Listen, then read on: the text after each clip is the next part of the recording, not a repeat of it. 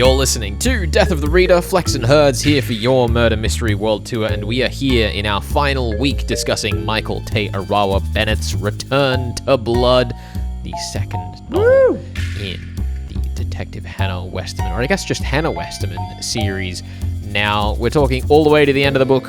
Full spoilers are in tow. I've been the one solving it this time around, and Herds... Yeah, Flex, what's up? I want to open with the meanest thing I can say about this book. Oh, no. Which is that it made sense. What do you mean it made sense? Like, I got to the end, and there was nothing where I'm like, that was a gaping, glaring plot hole. It all fit together. Are you telling me that a good book needs to have a few plot holes in order to become a great story? In some ways, yes, but it's not necessarily the point I was going for. Okay, what was your point, Blake? The thing I'm trying to elucidate is that when a book has me thinking about if it made sense, perhaps there wasn't enough else to grab me. Yeah, I mean, we're at the end now. We're in the full spoiler section, so I'm going to tell you, I've read through this book twice, once via audiobook, once through, sitting down and scrubbing through. And I really enjoy some of the stuff that you picked out that you thought was going to happen. It did when the whole shootout scene and a lot of the stuff to do with Hannah and her father and her whole family's journey, I think is really cool. I enjoy the inclusion of maricultural little, like when they popped Kia Ora in there and they said, oh, this means hello. I was like, oh, I know that. I'm familiar with that phrase. That's cool. But the actual mystery here, the puzzle, is not as prevalent. It's not that the solution is impossible to figure out because you tried to tackle it last week as best you could. But I think that in terms of like clues and character motivations and moves in the timeline, especially when we're dealing with, two deaths that happen 10 years apart or however long it is, there's not a lot to grab onto there, I feel like, in the actual creation of and solving of the mystery. There's definitely a lot of strengths, and I did still really love the ending of this book. I think that the way that it links those thematic ideas that you were talking about there together in the end all works really nicely and does support the thesis of the book, but in some ways I feel like it gets a bit distracted. I mean, it's more interested in exploring the main sort of protagonist characters, I think. Well, no, I shouldn't say protagonists, the main cast of characters, I guess, than it is in kind of tying together all of the character actions in one neat, tidy bow. Because like one of the things that I really enjoyed sort of realizing is that there are two killers in this book, and they both are motivated by a desire to make someone feel fear. And I think that's a really cool motivator. They both have completely different reasons for doing it. Weeks wants to do it because he likes horror films, and Lorraine wants to do it because she wants to set someone straight, set someone on the path that's good and righteous. And they both end up sort of, not entirely accidentally, but inadvertently it leads to them killing somebody and getting in all sorts of trouble for it. And I like that. But in my mind, I can't quite tell you what, like, the role of fear in this book is there. But as to its greater purpose, I'm not as sort of solid on what it represents, I suppose. I think that the contrast to some extent that the book is trying to make is this link between, like, cruelty and kindness, and how cruelty will escalate whereas kindness will diffuse, how like Addison reaching out to Dax and supporting him a little bit through the resurgence of these horrible memories, and her growing relationship with Plus One and them like being honest with each other about how they felt, and Hannah being concerned for her dad, and her dad reflecting on like the honesty of Tama Hall, who took the fall for Gordon Weeks. Like, kindness in this story is rewarded where the fear, the cruelty is sort of punished. It's true. When Eru shot that man in the shoulder or whatever, that was kindness right there, wasn't it? I mean, look, to be fair, listen, it is kind of killing him outright. I know, I do joke. We're on the same page here. But he's been diagnosed with Parkinson's, so he has, to some extent, been punished by God for his indiscretions. This is true, but also, as I'm saying here, like, he also doesn't go for the kill shot. He fires the gun in an area that he knows will disarm B-Man, who is threatening his daughter with an uncapping knife, and incapacitates him rather than killing him. So in that sense, he's doing something practical. He's not just saying peace and love and handing out flowers. He is doing something that will de-escalate the situation, but not in a way that's going to kill the man, which is a kind thing to do. I think to some extent that does really work with what's going on, but the concern that I have is it doesn't feel as though the book is entirely exploring its motivations for doing so. I am completely behind this idea that cruelty only makes things worse. It only escalates the situation. And what we sort of talked about last week with all these people trying to cope with their trauma in different ways. You could see the infliction of fear upon somebody else as a form of control, you know, like also the way, let's not forget that Weeks is to some extent being controlled by like this church cult that he watches on the TV. Like there's these themes around control and fear, and it's all kind of loosely there, but it doesn't quite punch me in the gut the way that I want it to. It kind of just, everything falls into place in a way that is a little too One neat. of the things that was a problem, though very minor, with the last book in the series was that it had a lot of very explicit text about like the role of policing and how native title holders in New Zealand, or is title holders the correct? I don't even know, have been disrespected by systemic abuse from the police. And the book was very explicit about that, to the point where sometimes it felt like it was kind of telling rather than showing. But I still think it did so in a really compelling way. Whereas this book almost pulls back too much on that, where I feel like the obvious link is there between those two texts, where Hannah left because she felt like the police couldn't bring the sort of justice she was looking for, and now that she's left them and is looking at the police from the outside, the interrogation of that theme feels kind of absent. Maybe what we're experiencing, let me throw you a curveball. We're experiencing middle book syndrome. That is possibly why we're having this problem, because towards the end of the book, Hannah is kind of given the opportunity, like she gets a peck on the cheek from, is it Seb? He's like, yeah, we're going to go the long way, you and I. So we're clearly setting up a more intimate relationship between her and this other character who's left the force. So they'll become like an established PI firm or something. Like we're on the road to having Hannah completely cut ties, or as much as she can, with the police and go her own way and get her own justice and do things in her own manner. As evidenced by the scene where we go to Weeks's house or flat or whatever, and Seb is there to cover her. Even though when he's presented at first in the story, it feels like he's going to be kind of the guy in the chair, then he's on the job with her. Maybe he is sort of still the guy in the chair, but he's a little bit more active than I was expecting, I guess.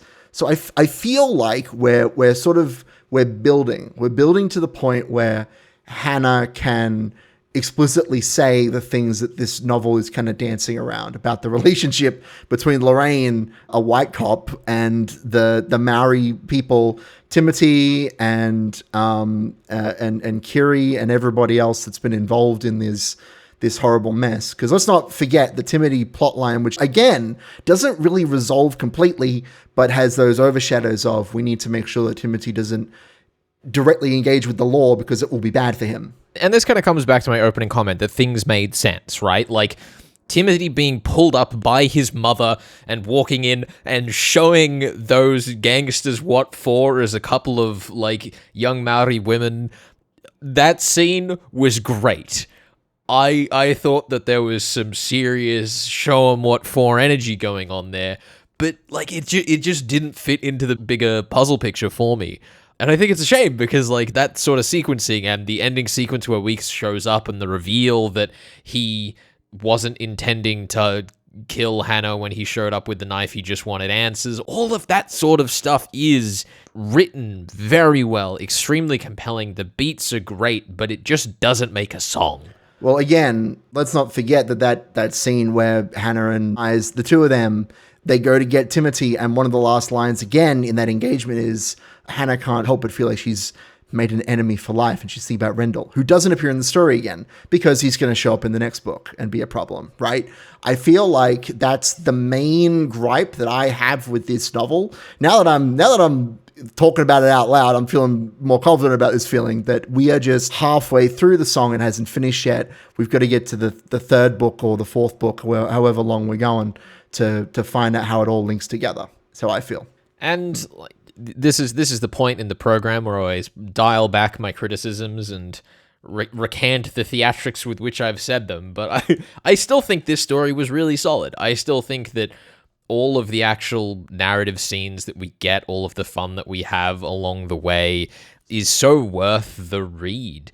It's just really interesting how close to the next step of grandeur this book is. I mean, if nothing else, again, having not read the first book, it is a perfectly readable time. Everything made sense to me, and I enjoyed the character journeys of the core family, at least, and the showdown again between Weeks and Eru, and that whole scene is it's a good time. It's a good time. Well, yeah, and also when like we think about the mystery part of the story, which we'll talk about towards the end of the show here, I think it was actually really neat how many clues were able to be laid in this story that was not really about the mystery. Like, neither this or the previous book have been particularly mystery-oriented texts, and it's because they have such confidence in knowing that the narrative beyond the mystery can carry the weight of this story. I mean, look, there's some good foreshadowing in there. The cars, man, that is a great detail. The bees. There's a lot of good little pieces there. And obviously, as I've talked about before, all the stuff to do with Kiri and her dreams that she projects to Addison from the beyond. I always really enjoy a good spiritualist touch to my murder mystery. So I opened this by saying what I thought was the meanest thing I could say, and I'll end this by saying the nicest thing I think I could say, and that's that going to read other books after this has kind of sucked. Like, going to other crime fiction stories that are so cagey with what they're trying to deliver to you because they're trying to manufacture a sense of suspense that I think this book manages to draw quite nicely. The contrast is really obvious. Like, the mystery is not this book's strongest suit, but its execution of the mystery that is there is phenomenal. Look, that's right. We'll just have to grab Michael Arawa Bennett by the collars and tell him to write more mystery. Read some Christie.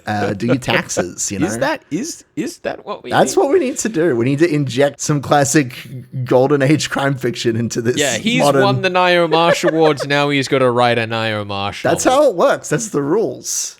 That's exactly how Craig Sisterson set it up. You have to read all the Queens of Crimes books that have ever existed, even the fan-made ones, and then write your own Nio Marsh book. That's the rule. Yep, exactly. No questions. Either way, this is Death of the Reader, your murder mystery world tour. We are talking Michael Arawa Bennett's Return to Blood all the way to the end of the story. We'll be back with more in just a second. Stick around on your murder mystery world tour.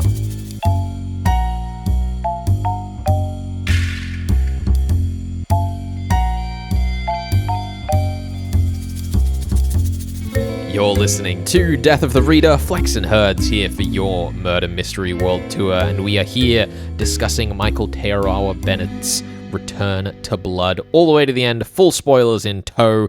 And Herds, I feel like over the course of this program, yes, the many years, I have had a lot of close last-minute solves. And I feel like usually they go pretty well because discussing a text with you reveals secrets about it that I might not have spotted otherwise. What I'm saying is I credit you with all my successes. I'm going to take that credit. I credit you with none of mine. I'm going to own all mine. Does that mean I get all of your points? Is that what that means? Is that how that works? Let's just, you know what? I'm just going to say yes. Herds. Points are ending at the end of this year. I've had it with this system. Well, you can have all of mine for rewarding. Possibly come up with a different system. A coffee or something. Look, coffee's boring, but look, some kind of golden plated. We do it enough anyway. There's no stakes. Steaks.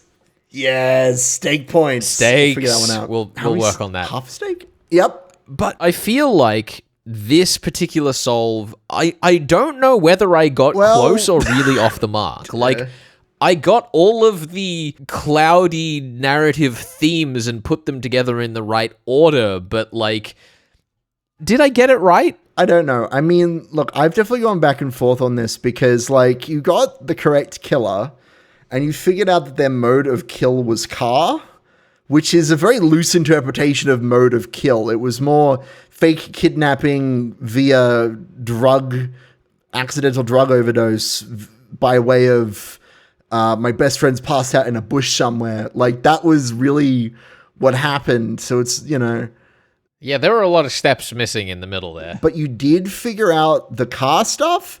Here's the thing. There was one element of your solve that I just really enjoyed. I want you to tell me if you think this is worth the point, because this is where we are right now. The uncapping knife. Here's the thing. If Weeks was the killer, you would have solved him entirely. Because you figured out that he had the uncapping knife and that he was like a dull blade. And the uncapping knife is what he uses to threaten Hannah in his showdown with her.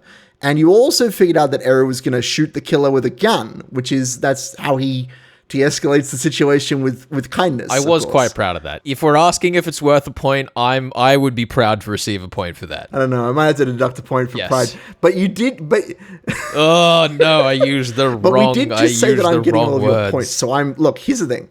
I think you're right. This is in your interest. Personally, I don't think that you could have gotten much closer to the actual truth. Is the thing. Like, you generally understood that the tears make you humble, so she was trying to make her cry, which is kind of like saying that Lorraine was trying to make Kiri afraid.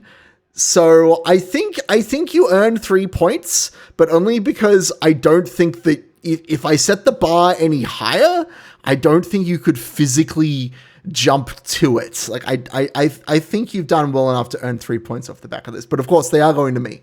I think the big practically achievable thing that I missed was that Weeks and Lorraine ended up as killers for the same reason, which we were talking about at the start of the show today, that they both tried to incite fear and that led to their respective murders.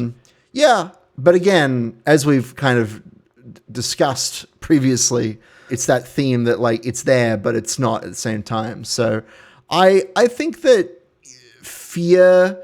The thing is, I could say that fear was the murder weapon, but fear was definitely not the murder weapon of Paige. So, there's a bit of back and forth there. I think that you did all that you reasonably could have. Although, I will say, I was kind of shocked reading the novel at the way that Hannah actually resolves it, because it's more or less completely coincidental finding the glove. Yeah, she just like finds a bottle in the garbage and is like, oh, suddenly everything makes sense. I was going to say the glove with the DNA in it, but it's not even the glove. It's the honey. It's the thing of honey that had Weeks' DNA in it that was put into the glove that was left at the crime scene, which is fine. Like, if it takes a couple steps to get to the plot, it's usually an interesting plot. But the way that Hannah she's just there. She's just hanging out with Lorraine and she happens to look through her garbage for some ungodly reason. Well, I think, and this comes back to the discussion we were having at the start, right? Where I think that in participating in the social rituals of being a police officer, they manufacture a setting where Hannah is rewarded for her kindness and Lorraine is punished for her cruelty. What is her kindness here? Explain to me her kindness in this scene.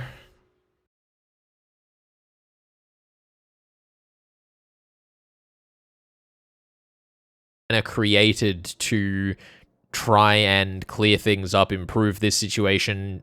Hannah was going out of her way as a private citizen, committing a couple of crimes, mind out of kindness, question mark. Yeah. Anyway. To try and solve this thing that had been, as far as everyone knew, tormenting Lorraine. And mechanically speaking, she wouldn't have been at that social function celebrating the end of the case had she not been kind to the cops carrying it out, is I guess the point I I'm mean, trying to look, make. she wouldn't have even have been on the case if she wasn't kind to people and going back to work at the place that she worked at previously. She wouldn't have been... I'm definitely Yeah, you are a little gerrymandering the bit. plot to Yeah, fit my argument I'm definitely making here, that but I point. still think it works. It does work, but I think my point is that I don't mind her being at the function and being around Lorraine and supporting her, and that's what leads to catching her.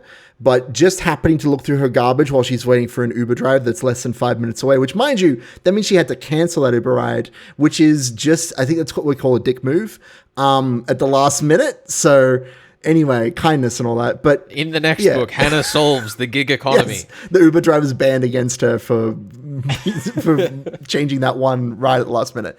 I think it's fine. I do think it's one of those moments where, like, I would have liked to hear her say, like, Lorraine, you're such a kind person, and then that leads to the clue rather than it being, you're such a kind person, walk outside, look through trash. Oh, the clue. Like, was she taking out the trash for Lorraine? Was that what was happening? She was drinking, and she drops the alcoholic beer bottle into the wheelie bin. And we all look down into bins as we put things in them. Yes. She opens the yellow lid of the recycling wheelie bin, and the movement setting off the security light at the bottom of Lorraine's stairs. And then she drops it, the lid closes, and she opens it again. And by the security light, the cop light, some might call it, she sees the police light that secures Lorraine's domain. And by she being a police, it is a police light. Yep. She sees the clue. Now who's gerrymandering although she does, the plot? she. I mean, look, I can connect any dots on.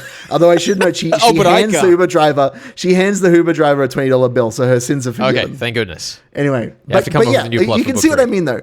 You can see what I mean, though. Like, I think that it's fine that she's catching her friend because she was there to hang out with her and make sure and celebrate the end of the case. But that actual action is inherently meaningless. Dropping a beer in a bin is not an interesting move. I do still think that the sequence of, like, oh, there's a honey jar here. Why would that be in the bin? Sure. Like the series of deductions that Hannah rapidly makes in that scene aren't an enormous stretch given what we've seen. They're fine. They're perfectly fine. They're valid. But that's what I'll say. They're out of place, like a bunch of things we've been discussing. Yeah, I mean, as we've said, we only have one character in the story who's been constantly associated with bees. Even when he's threatening people with knives, he's using the bee knife. Like, seeing the honey and associate with the bee knife. He's the bee villain of the book, Ben. What I'm hearing here is that the strongest theme is the bees themselves, tracking their way throughout the entire novel, putting their sticky honey-covered footprints everywhere. I was sort of surprised that theme didn't come back more. Like, well, the theme is around protecting women specifically, which is a weird theme to kind of track through the book. It is there, but it doesn't feel like it resolves. You can line it up with the police's supposed goal in this novel of protecting people, right? You can do that. But again, it doesn't resolve in a clean way. Let's get away from the honey jar because I feel like we've just been talking about nothing but honey and it's making me hungry. The one thing I did want to talk about that was really good mystery-wise was sort of putting together Kiri's character by the end of the book, because like there wasn't necessarily a murder mystery in the way that Kiri's story comes together at the end, because it sort of ends up being Lorraine's story in like the twisted way that I think it kind of deserves. But I did like that up to where we ended in part 2, we'd sort of seen bits and pieces of Kiri's vices and how they had impacted her life one at a time. And then as we get into the stretch of chapters we read this week, we start to find out more about the context of how she ended up there and also how all of that comes together to put her in the situation in which she died. I thought that structure of like her thinking a lot about her parents who bought a child safety seat that saved her life that was more than they could afford, and that's why she was left alone. I thought that was a really powerful, like, way to structure that character motivation. Look, I've been complaining a lot about this book, but Kiri is definitely my favorite part. I love the way that her story goes from, it might be partly because the story is told through like poetry and strange discussions about the gods of Auckland and what kind of god everybody is, all that fun stuff. But like the way that the novel kind of ends with a chapter on her potential as a human being, and it's kind of a reminder that every person counts, right? Because that's something that obviously is part of this novel's discussion, that, you know, she was just someone who did drugs, or just someone who does sex work, or just, you know, et cetera, et cetera. Weeks is just a guy with mental health issues that we can pin a crime on. You know, there's all these different characters. We could say they're just XYZ. They fit the type, those sorts of assumptions. But the last chapter in the book talks about how Kiri, from, again, through dreams and such, she wanted to have a family. She wanted to provide the environment that her parents went beyond their means to provide for her, and then died before her life could be sort of fully realized. And so we really do take that hope that she has of being a good mother and use that to slam home the tragedy of her death, right? Especially as it is, as you describe, this like building of all these different vices and all these little mistakes, pushing Dax away and getting Trish involved in the drugs, and, you know, all those things kind of come together to produce her demise. Yeah, so, like compared to the amount of runtime that Kiri's actual chapters have in this book, her story feels so complete, and I think it's really impressive in how it uses that like crime fiction-y drip of information to convey that in the long run.